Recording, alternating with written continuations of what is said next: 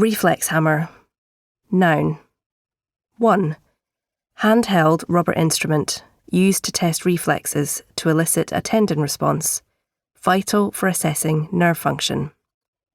2. If the doctor can hit the right spot, it makes leg kick by itself as if by magic. Hogmanay is my favourite night of the year. I love the idea that we all have the chance to start each new year with a fresh page and a perfectly sharpened pencil.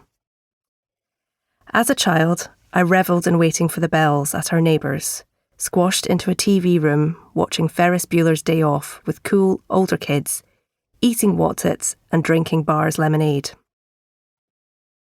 Hearing our loud, laughing parents just about drown out the unmistakable twang of bagpipes, and seeing Ian from number 5 lying on top of his car would signal to me the new year was finally here. Hogmanay 2013 brought the most exciting possibilities of all. Our son was 2 months old, and having made my way through the fog of those early weeks, I could see a whole year of firsts in front of us.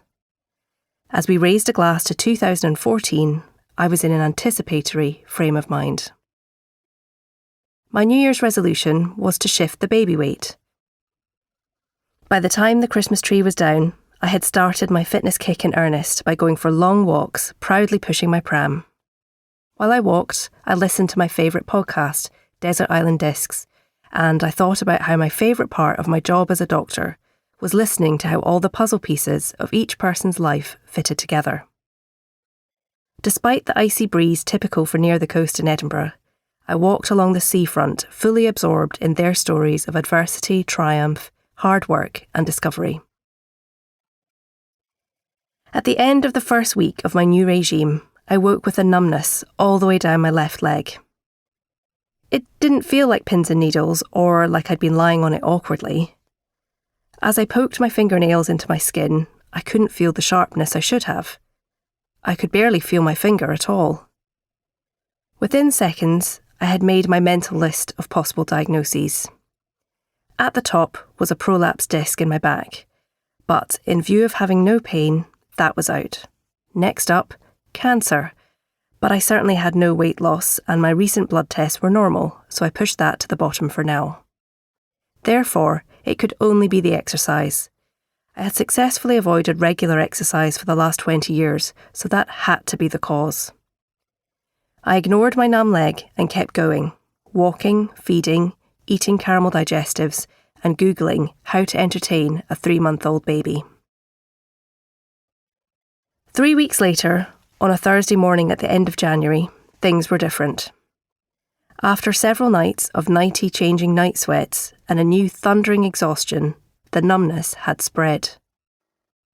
My new self-diagnosis was this might be permanent damage to nerve endings from the multiple attempts at an epidural during childbirth. I could feel that something wasn't right. I knew I needed to see another GP rather than just rely on my self-diagnosis. I managed to get an emergency appointment that morning with a GP that I'd never met before.